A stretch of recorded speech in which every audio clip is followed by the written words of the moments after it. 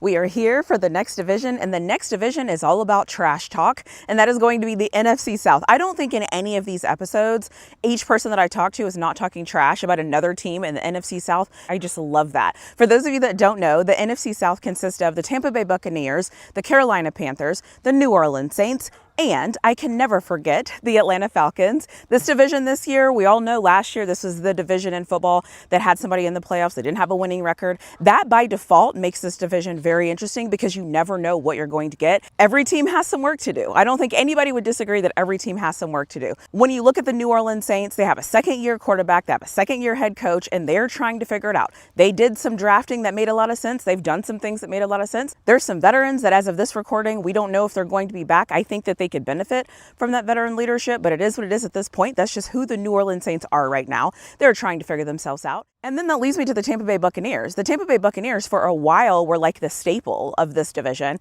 and then now they just aren't. So you have Baker Mayfield, which is great, but you lose Mike Evans. They lost a veteran on defense that decided to retire. I don't really know what is going to happen with this Tampa Bay Buccaneers team. They also have to figure it out. And then that leads me to the Carolina Panthers. The Carolina Panthers won the division last year, but they have a losing record. That's just what it is. I do think they did a great job in free agency, but the truth is they're only going to go as far as Bryce Young can take them, and I don't know where Bryce Young is taking them, but they're depending on Bryce Young to take them somewhere, so that makes them very important. And then you have the Atlanta Falcons. The Atlanta Falcons just find ways to lose every week, and that's just what they do. I don't understand it. I don't know how that works, but now they have a new head coach. We all know when they got the new head coach, I was just kind of like, okay, I don't know what this is going to be. We don't know who's going to be playing quarterback. However, the Atlanta Falcons have the best running back in the division in Bijan, and I could not make a video and not talk about him. So there's that. But the truth is the Atlanta Falcons are either very close because they find ways to lose games in close games, or they're just far and it just isn't going to work. But they have a new coach. They have to figure it out. I don't know what they're going to do. I'm not going to sit here and say I trust any of these teams. This division is wide open. So whoever decides to figure it out is going to win this division. The thing I think this division is going to come down to is who is going to have the best defense. The best defense in this division is probably going to win that division.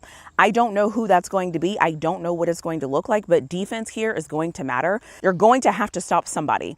That is just what it's going to be in this division because I don't think any of us really know what to expect from the NFC South. So at this point, it just kind of is what it is. But you're not here to listen to me talk about the NFC South. Let me roll some of the clips of the people that I talked to for this series.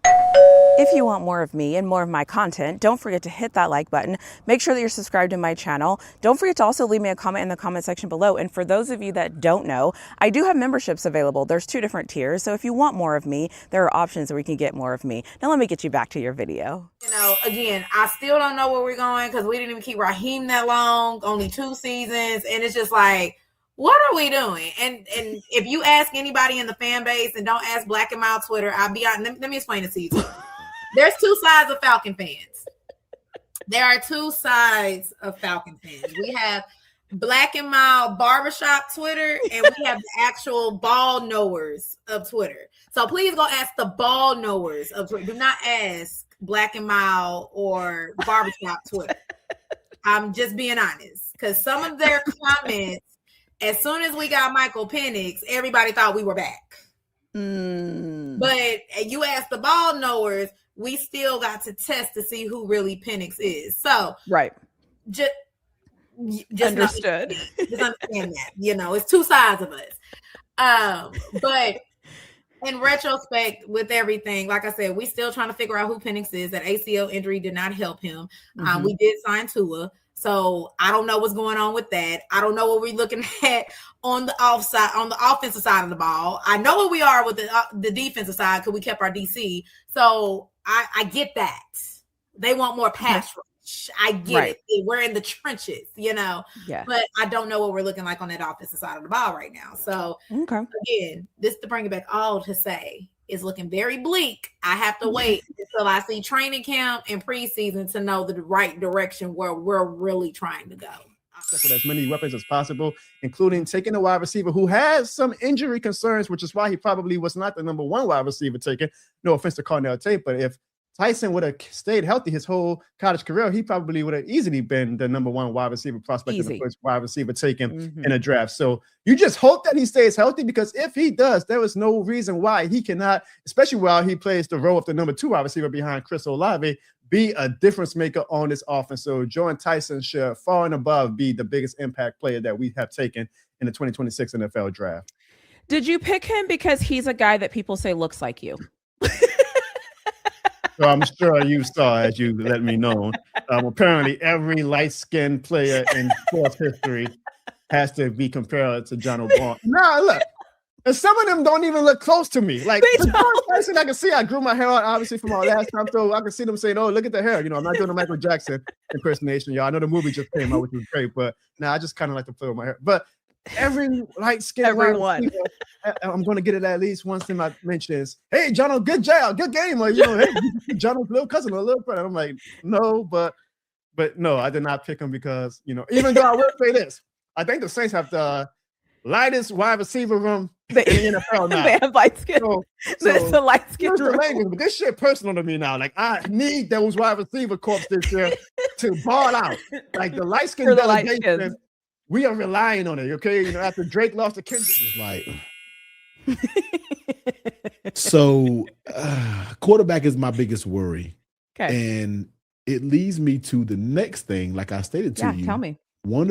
Two of my favorite undrafted free agents that we picked up.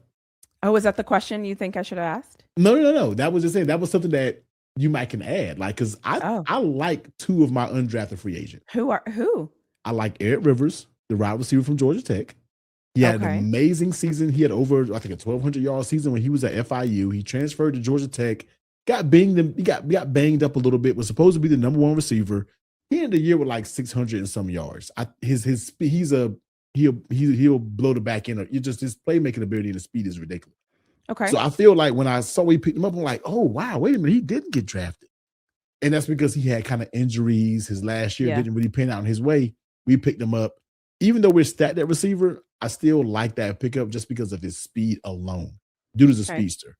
So I love that pickup. But then we got Jalen Daniels. Not sure if you remember it. You watched Colorado, the black quarterback from Kansas. You know what I'm talking about. Yeah. He's not going to drop a dime, but I like his edginess. You know what I mean? I kind of like what he kind of brings. So I was like his swag. I like that pickup. He's because kind of like Baker, but white.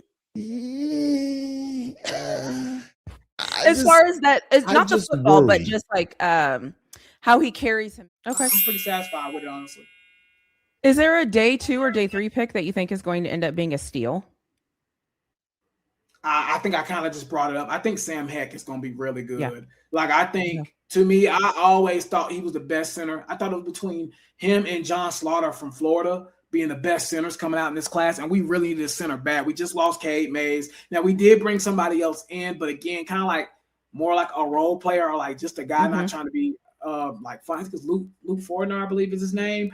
We brought him in, and again, he's a starter. He can play in the league, but he's going to be probably a one-and-done situation. Like, probably after this year, it's going to be, Sam Heck's job to lose, essentially. So I think, to me, that's the player I think even getting Chris Brazell, like, in the 4th round, or in the 3rd round, I thought that was crazy. Like, I'm not going to lie, because he was getting, like, first-round hype, and a lot of people say, like, he's a one-route merchant and all that stuff, but, like, his speed is incredible. Like, we've seen what he was able to do against Georgia. And even if you want to go back to when he was at Tulane, he was really good, too. Besides just running streaks. So we need somebody that can beat people downfield. That's our biggest problem on offense. We don't have anybody that can beat anybody downfield. So I think he might be another one that's going to make a pretty sizable impact for us. As I've done every single week, all of these videos are going to premiere at 4 p.m. Central.